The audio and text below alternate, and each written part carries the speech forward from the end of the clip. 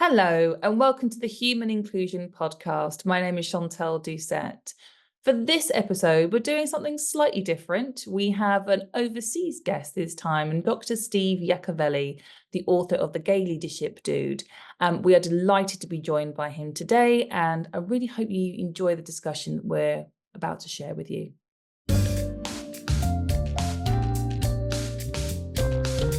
Human Inclusion Podcast by Enolla Consulting. Hello, Dr. Steve Yacovelli. Is that correct? Am I saying that correct? Brilliant. Well done. Well done. How are you on this fine day? I am well. It's been a wonderful ride of a day so far, but I'm happy to be here to kind of almost cap out my day with you. That's great. Thank you very much. We're delighted to have you. We've been trying to get you on for a while, so this is really great. Yes. And also the stars have aligned and it's Pride Month. So, really, really great to have you on. So thank you so much. Love it. It's always interesting when you have guests on, you have to do a bit of a deep dive and some research, and got your biography, which I think is so great. And I'm going to just introduce you with that, if that's as well. Wonderful. Totally So, Dr. Steve Yacovelli is also known as the Gay Leadership Dude, and is self-described as 2 parts nerd, 1 part rock star, a bit shaken with twisted. Steve is the founder of TopDog Learning and the award-winning and banned book author of Pride Leadership. My goodness, we might dig into that in a bit. Steve has just released his latest book, Your Queer Career, which focuses on fostering authenticity in the workplace, navigating leadership challenges, enhancing employee resource groups, and providing comprehensive support for the LGBTQIA community. Incredible. Steve, you are a catalyst for change. That's how you describe yourself in the leadership space, which, I mean, absolutely, yes. And I love this. You're just trying to make the world a bit more inclusive. Small little goal, but hey, any little bit helps. Any little bit helps. This is so great.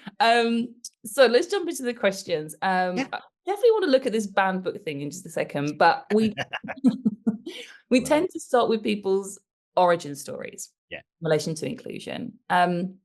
Can you just tell us a bit about yourself and what it is that made you sort of really connect with this inclusion agenda? Yeah, thank you for that, Chantal. I'm so excited to be here. I just love your podcast, love the goal of it. And as you said, Dr. Steve Yacovelli, pronouns he, him, and his, and owner principal TopDog Learning Group, the Gay Leadership Dude, and Circle R. So if you're inside the US, you cannot legally use that because I own that. I'm the only one. I think outside the US, someone could probably steal it, but that's that. But I started my kind of focus on inclusion and specifically being a consciously inclusive leader. And I can tell you why I use that phrasing a little bit later. It actually started, if I really think about it, the seed was planted when I was a child. And I was in here in the US, it's called the Gifted program. You're like a little nerd. That's why one of my descriptions is wonderfully a nerd. But the one program I was in is in 4th grade here in the States. So that would be what, maybe 10 or so, 11-ish. And in the program, so you got pulled out for like 1 hour a day and you go hang out with this awesome people. And I'm sorry, it was 6th grade. So like 13-ish. And the teacher decided that year, the entire year, we were going to focus on people, what we would now say correctly, people with different abilities, the handicap, as we called it back in that day. And I was a able-bodied little white kid. I didn't know. So, but that was the entire focus. And we just spent weeks on weeks focusing on these various disenfranchised communities. And the final exam for that class was we had to do something that benefited a community that we explored over the year.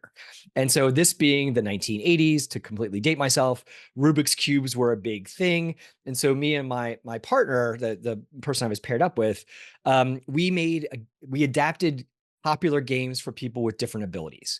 And so like we created a Rubik's Cube that had Braille on it. We looked at other different things that we created, and we actually won an award at the state. I grew up in Pennsylvania, and we won our whole class won this big award for helping make people a bit more inclusive. And so that was a kid that was planted there.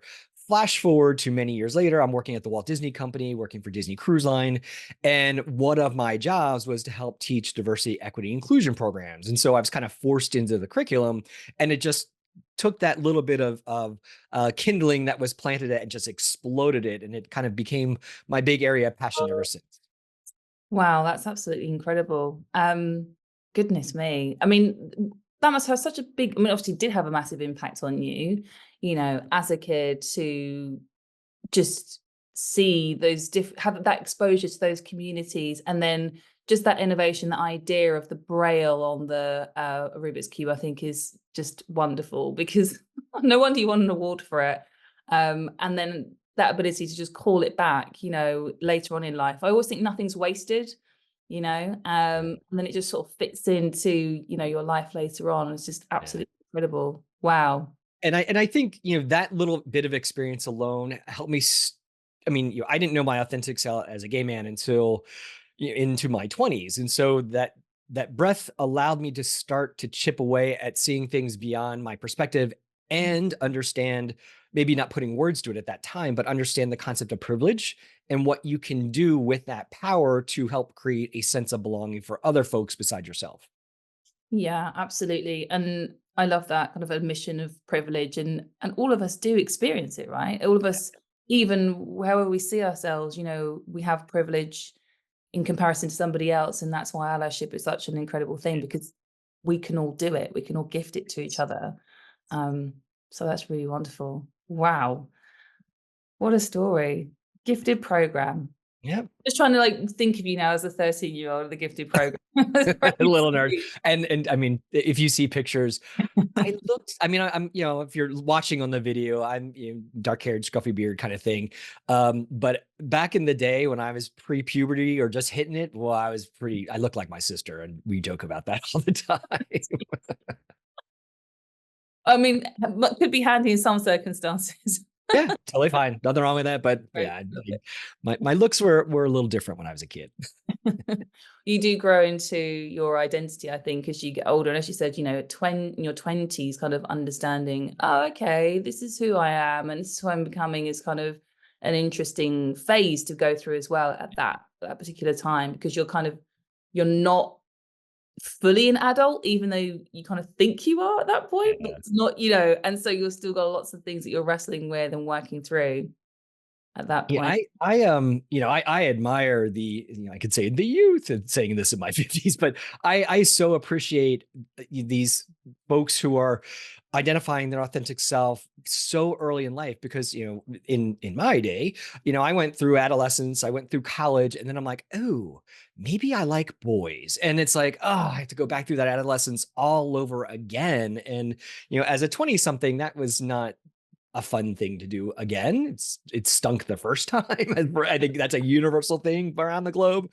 So yeah, it was but you also learn a lot, and you forge some of these amazing relationships with people during that same experience time that you are now your family to this day.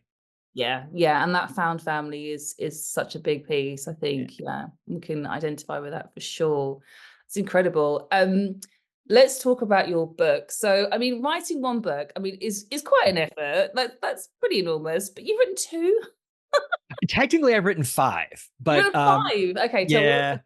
So, and I kind of preface this because everyone's like, oh, it's your next book. I said, well, actually, my first book was my dissertation, which, I mean, no one buys. Please don't buy it. It's on Amazon, but don't get that. It's really boring. But I wanted the ISBN credit to be perfectly blunt. Like, yay, I finally published a book. How cool. And then I decided to go away from academic writing. My doctorate's actually in instructional technology and distance education. So I was Zooming before Zoom was a cool thing, during COVID. And so I took, actually, it was part of my doctoral research, but I wrote a book called Overcoming Poopy E-Learning. And so, because at the time, people were kind of malpracticing on what distance learning looked like. They were taking PowerPoint, throwing a forward and backward button. They're like, yay, learning. I'm like, no, that's not it. So I tried to create a kind of how-to guide. It didn't go very well. Matter of fact, I self-published and it was kind of a disaster, but that's okay. It was a learning experience. And then really the third book was Pride Leadership Strategies for the LGBTQ plus leader to be the king or queen of their jungle. And then after that, we did a workbook that actually goes with Pride leadership. And then so that's really where Your Queer Career, the latest book, came into play as book number 5. But yeah, so Pride leadership and Your Queer Career were the first ones I actually used a publisher Mhm. and had an amazing team, Jen Grace and Publisher Purpose Press here in the US.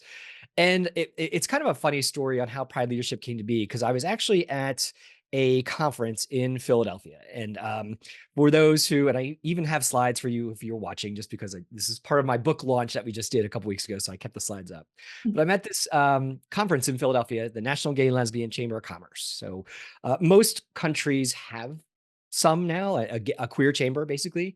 So I was at my very first one in 2018, and I'm sitting outside of a session, and this woman sits next to me, and she's sorting her business cards, and I'm kind of doing the same thing.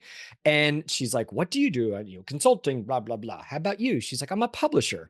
And I own Publisher Purpose Press. And I said, I have a leadership book in my head after doing this for so long. She's like, "Well, let's get that book out." And that's kind of what happened with Pride Leadership. So I decided, like, let me go write this generic leadership book, because I work with a lot of leaders over the years. I've been doing this stuff for almost 30 years. I was internal with a couple folks like Disney, IBM. I was a professor for a hot minute, and then I eventually went on my own as a consulting firm 16 years ago. So 2008, really bad time globally to start a business, but hey, it worked, and kind of did that. But as I'm going through those experiences and thinking about this leadership book I want to write, I really understood that there were 6 leadership competencies that I had witnessed over the years, that if leaders had these, they were rocking and rolling. And if they didn't have these, they were kind of crashing and burning. And they were, if you're kind of listening versus visual, they are having authenticity, leadership courage, leveraging empathy, effective communication, building relationships, and of course, shaping culture. And so I had these 6, and this was where I decided to write my head around. And as I'm kind of putting my notes together, I'm here in Orlando, in Central Florida, in the U.S., and I start looking at other folks who do advocacy work on behalf of the queer community, like I did. And so I started looking at my queer brothers and sisters and siblings. And then, Chantel, do you remember the original Sex in the City? I do. Yes. So we had Carrie Bradshaw sit down at her MacBook. Mhm. And if you do not know who this is, a TV show and HBO years ago, and Carrie was a columnist, and so she wrote um, articles, and basically kind of became the theme of the show. And so I kind of channeled my inner Carrie Bradshaw, and I'm sitting there saying, I couldn't help but wonder, which is what Carrie always said, but I couldn't help but wonder, is there something about these 6 leadership competencies that are good for everybody, but if I put them through the rainbow lens, do they look a little different? And that's really what happened with Pride leadership. So I kind of deviated from a generic leadership book and focused my energy on what does leadership look like through the rainbow lens for my queer brothers and sisters and siblings. And that's kind of where things transpired. It did really well. Won a couple book awards. Had a lot of good press. We had lots of book signings. Displays in stores. Met a lot of queer famous people I was able to give my book to. Met Secretary Buttigieg. Gave him my book. Some really cool drag queens even had it. So it was a lot of fun as I kind of shopped the book around. In 2019 is when it came out, and so there's Mayor Pete and I. And so really just kind of worked through, and you got a lot of good press in it. You really went out, was on a bunch of podcasts, and it was cool. We even did an audiobook, and it's out there. Yes, I read it myself.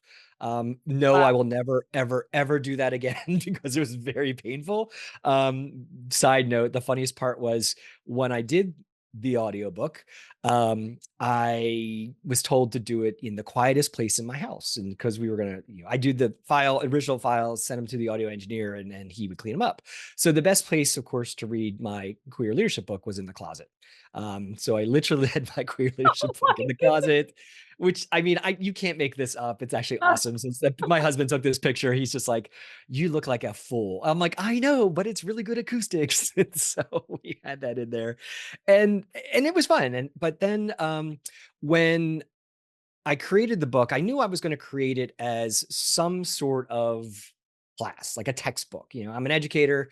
That's kind of what I do. So we took the Pride Leadership and turned it into an online class with the book serving as the textbook. And then, of course, that's how the workbook came about as well to be created. And basically, in the Lions program, which stands for a Leader's Immersive Opportunity to Nurture Strengths, cheeky former Disney had some sort of weird acronym in there, like so many business cultures do. But it really focuses on these 6 competencies and really just builds out on those.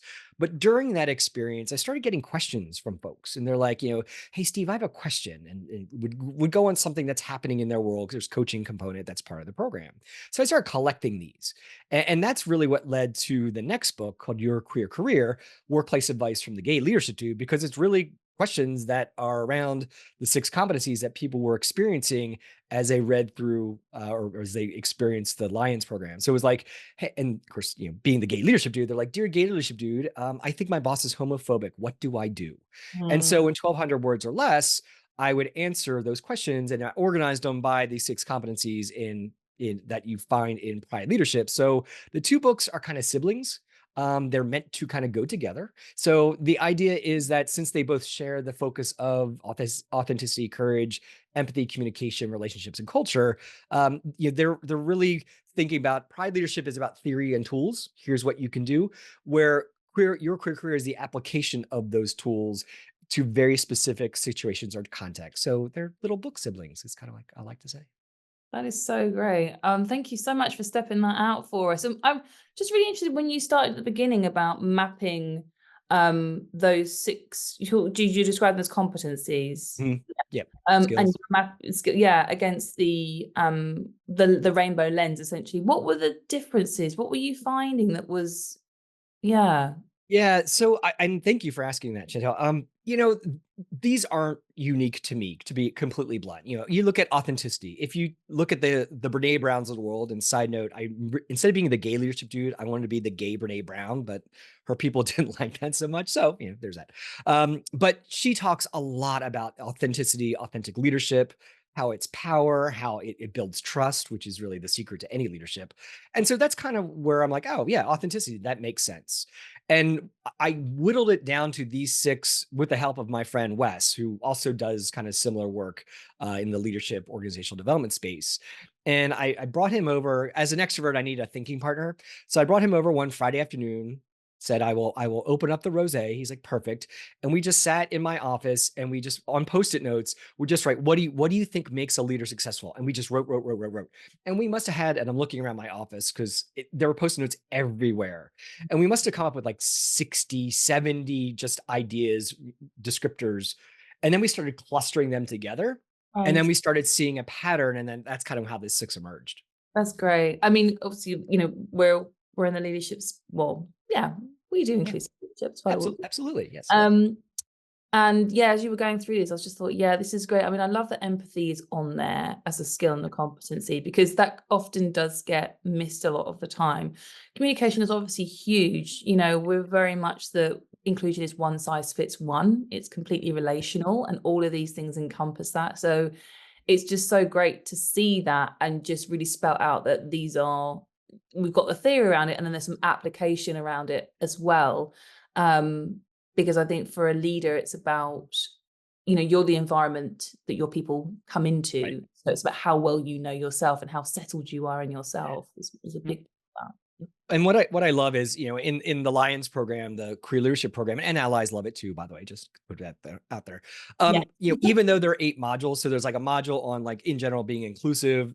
Module number 8 is action planning, so people can actually do something with these, and then the middle 6 are these. But constantly we're talking about how these are not separate entities. They are Mhm. so gorgeously intertwined. I can't be my authentic self if I'm not being courageous in who that is. I can't expect to build relationships if I'm not having empathy or effective communications with those people. We can't shape culture if I don't have relationships with the people around me, and I have courage to do that. So it's just such a cool conversation point to how these mix and mingle, but you can look at strategies to beef up or amp up these 6 in a couple different ways. I love that. That's so great. I mean, when you're having conversations about leadership, I know people obviously come to you and they write and sort of ask you questions. When I'm experiencing microaggression, or when I'm experiencing, you know, absolute outright, beyond that, which is obviously beyond the pale, those things, but just in conversation, and particularly from the perspective of, the LGBTQI community, what are the commonalities that you find around the needs that people have that maybe prevent them from showing up as their authentic selves? Yeah. What's the face day to I day? love that you asked that question, because if for your career, also with Pride Leadership, I researched what percent of, and in this case, I only could find the data for US, but what percent of US professionals are not out at work.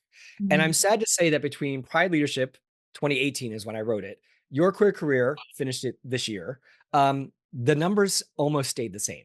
And it's about half. It was like 51%. Now it's slightly down to like 48% of queer folks aren't out at work in the US. Some of that is because of legal reasons. Depending on where you're, and the US is just weird with our states and all that stuff. And some things are different between state to state. For example, I've been fired a couple times from jobs. At the time when I got fired from my last corporate job, being LGBTQ plus was not a protected class. So literally someone could come in and say, "Ooh, Steve, you just put a picture of you and your husband on your desk. I'm sorry, this isn't going to work out." And that's completely legal at the time.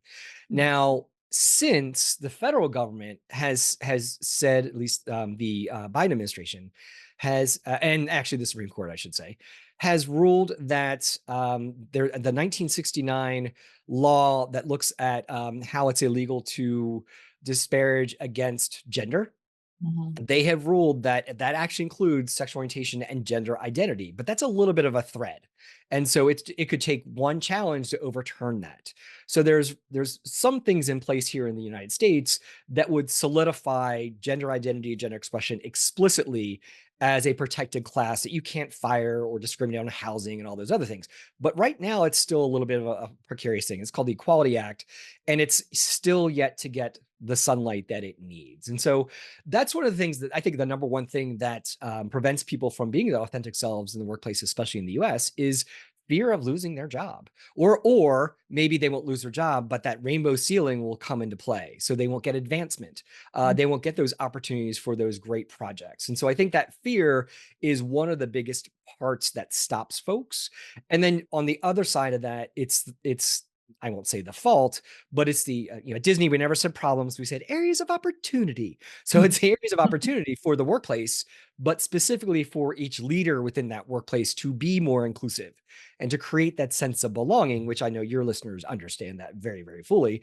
So I think it's two sides. It's the process and it's the systems at the workplace and the individual leaders to create that sense of belonging, coupled with my own leadership courage. And do I feel that it's, hey, I'm going to be rainbows out 24/7, or like, ooh, maybe I should step it back because my corporate culture says I should.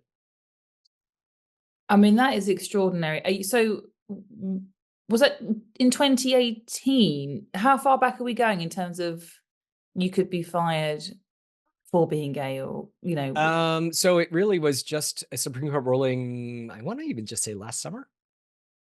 what? Yeah. Yeah. Now, some workplaces would say, no, we're not doing that. Right.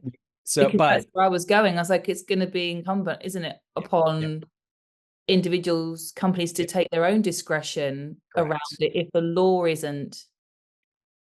100%. Not that you want people to be forced, because that's kind of doesn't even make sense in this day and age. No. Well, and I think a couple of things that are really going for inclusion overall, but especially queer inclusion. A study just came out. I think it was from Ernst & Young, from EY. Don't quote me on that. There's a couple studies that just came out that are really amazing. They said that by 2030, over 30% of the US workforce will be Gen Z. In the same study, they saw that just shy of 30% of Gen Z women identify as queer. So just those two data points alone, a big chunk of folks are going to take a third of the workforce, and a big chunk of them self-identify as queer. Then you throw into the mix the concepts of, getting top fit talent. Remote working is now a thing because of the COVID pandemic. And companies, if they're smart, are really thinking about inclusivity and creating inclusive workplaces to just attract and retain the best folks that they can have. And so it's those other folks who are like going kicking and screaming down the inclusion road. They're gonna fall flat on their face when it comes to their bottom line, because they're not going to get the best talent, the innovation, the retention, all those data marks that identify success as a business. 100%. 100%. They will just lose that talent because, of course, the world that we're in now, I'm still a bit stunned, I have to say. And I'm a bit ashamed that I didn't know that. But it's that really has shocked me, because it was very different in the UK in terms of, the protected characteristics that we have here. And I do understand that sometimes organizations need to understand how the bottom line, the way that they recruit, who they're recruiting. But absolutely, you want that diversity of thought. You want, I mean, everybody is diverse, but in terms of, if we're going protected characteristics, you want to have a blend, a mix of as many people as you possibly can, because it just makes the business better. And I can't think of ones on the top of my head, but I'm sure there would be studies to show that, the more diversity you have, the more innovation you're going to have in an organization. It just kind of makes sense, right, when you think about it. I lied, by the way, just because I wanted to correct myself date-wise, because COVID screwed everything up. It was around 20. I think it was 2020. So it's only been a full still year. like, It's ridiculous. Now, some states, of course, had a different perspective. I think again, don't quote me on this, but I think the state of California or Massachusetts were some of the first ones to say, no, we're going to do an yes and to what the federal guidelines are. But yeah, that being, again, the weirdness of the United States, the patchwork laws, which always get us into trouble or such. That's one of the things. You saw that with marriage equality. You see that currently with the abortion debate that's happening. So the patchwork approach isn't a smart strategy for us to have as a country, but there's that. Yeah. And obviously, bigger hills to climb if that is the landscape that you're sort of navigating. So I completely understand the need. And I'm not surprised that, people just really jumped on it. We're just like, oh my gosh, here is something that can help me, get through this in this, like I said, dealing with this sort of this landscape. Yeah. Gosh. Is there anything else that comes up for you when you sort of have conversations? Any other kind of themes? Anything that I think another data point is, and again, I'm going to get the exact number wrong, but I know I'm pretty close. In a different study, they were looking at the expectations of Gen Z and what their company or workplace is doing for inclusivity. And I think it's somewhere like it was either like 92 or 96% expect their company to actively do efforts for inclusive means, for all of the others, if you will. And then, like I said, the first time I saw that 30% by 2030, I'm like, holy cow, that's awesome. Because here's this massive group of folks who are already influencing the workplace, but are just going to come in, take a third of it. And if they're like, hey, business, you're not giving me some of the love in June or throughout the year, quite frankly, I just think that's exciting, especially when you see some of the backlash going on in the US and some other places about diversity, equity, inclusion programs and really focusing on inclusivity in general. It's just a matter of time. It's really encouraging. And I think I mean, diversity, equity, inclusion, I'm not sure how it is spoken to exactly there, but I think from what I can understand, there's a fear around it, isn't there, from some corners of, well, if we're going to be more inclusive, that takes something away from me. And then that means that I feel like, there's just some fear around it, I think. That's what I understand. Yeah. No, and I see this in some of the inclusive leadership workshops we do for clients, both online and in person.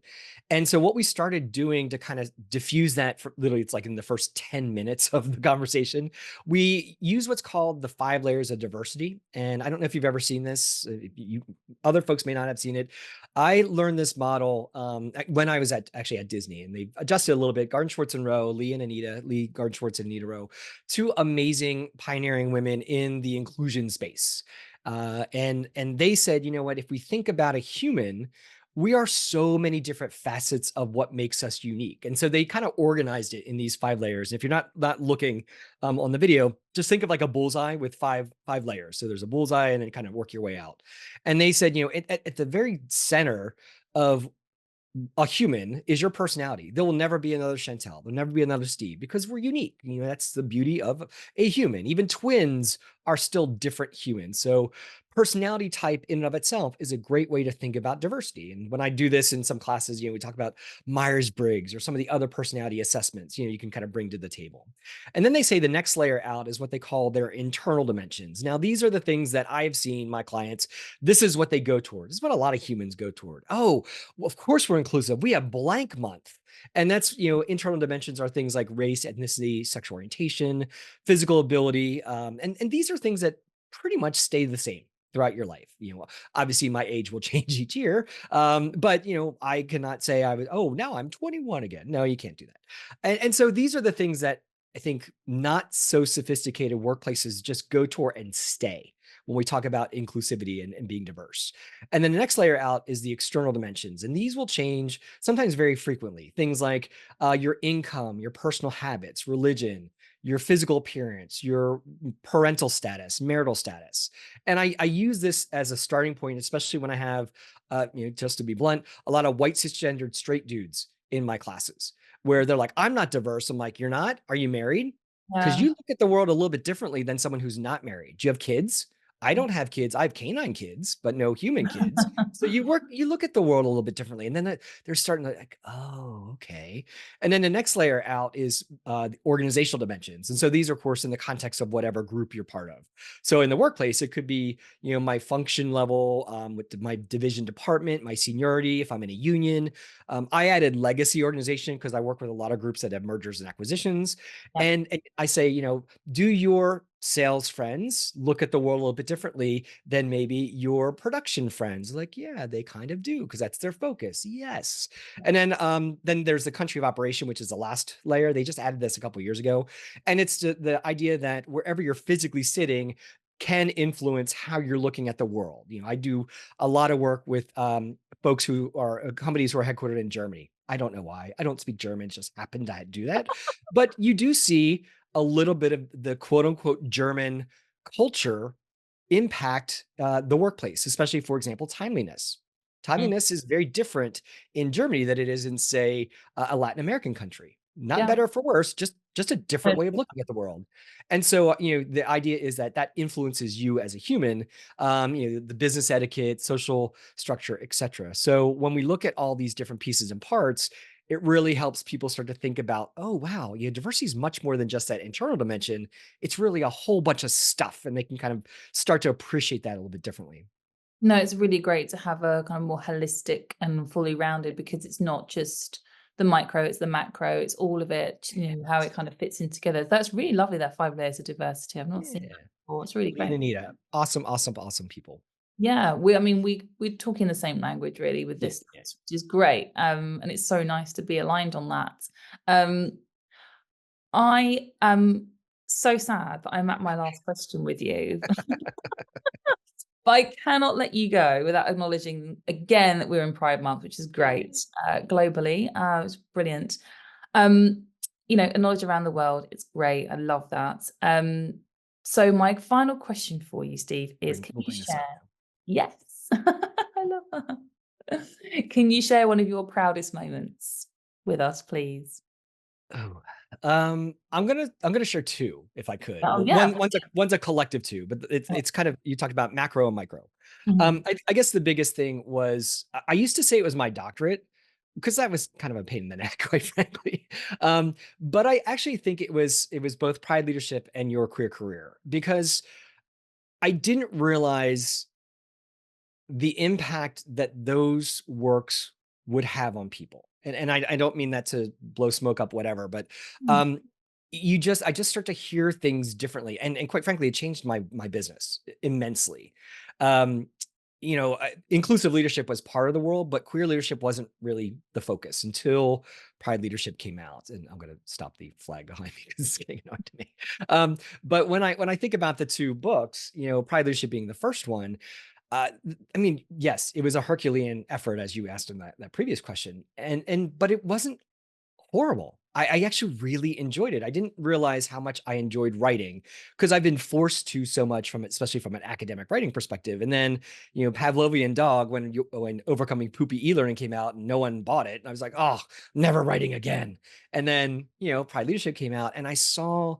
So that was like the bigger picture. Then I saw the individual impacts it was having through emails I would get from folks. I'd be at a conference and people would stop me. I get tagged in social media, like, look, I got my book. And it was really cool. And then I start hearing from leaders who say, oh my gosh, I applied that thing about effective relationship building and now I got a job, or I got promoted, or I did this. And it was like, that's really flipping cool. And I'm actually already starting to hear it the same with Your Queer Career, even though it just came out in March. Pride Leadership won a whole bunch of awards, which was cool. But Your Queer Career became an Amazon bestseller, which I was not expecting, which was awesome. And I told my publisher, I'm like, what did you do? They're like, we helped advertise, but that's about it. And so I'm already getting people who are sending me questions for the next volume. And I absolutely know this is going to be volume one. Because there's so many cool questions. And side note, the questions in Your Queer Career are organized by the 6 competencies. So it's like all the questions on authenticity, on courage, etc. And so I'm just like collecting these for volume 2 to kind of put in. I started putting them in our LinkedIn newsletter already. So like, I just was so proud that some stuff that I wrote and sold out on Amazon and such are really helping people, especially queer people, be even more effective in their careers and hopefully their lives as well. I love that. I love that. So you really are making the world a little bit more inclusive, which is great. One book at a time. And you don't write books to make millions of dollars unless you're like Oprah. Cause I mean, seriously, and if you're like, oh, how are book sales? I'm like, I don't know. That's not why I did this. Hey, if I break even, fantastic. But it's really all the other stuff around it. But it's really just seeing each person who reads it, who watches the podcast, or the podcast is coming soon, really just is like, oh, that really helped me. Yes, perfect. That's so great. That's so great. Oh, thank you so much. Could have gone on and spoken with you. It's been wonderful to spend this time with you today. So thank you so much for joining us on the Human Inclusion Podcast. It's been great. And thank you for the work that you do for creating this space, because I think those of us who have this shared value love to hear these stories, these ideas, these tactics to apply to our individual spaces. So thank you for that. I really appreciate it. Oh, that's great. No, thank you. Thank you. And where can people find you? They can find you. I mean, you've got obviously TopDog Learning here, Gay Leadership Dude. Instagram, you're on LinkedIn. Yeah. We're not on X. We got rid of it for certain reasons. We are on Threads, but I don't really do that one too much. But the easiest way to kind of engage with us is topdoglearning.biz, B-I-Z. You can sign up for our newsletter. We send monthly tips on being a more consciously inclusive leader for everyone, not just for queer folks. We have some free online stuff that we do, monthly networking events, stuff like that. So topdoglearning.biz. That's great. Thank you very much. And just to say again, happy Pride. Happy Pride. Thank you for being an ally. Thank you. Lovely to have you on.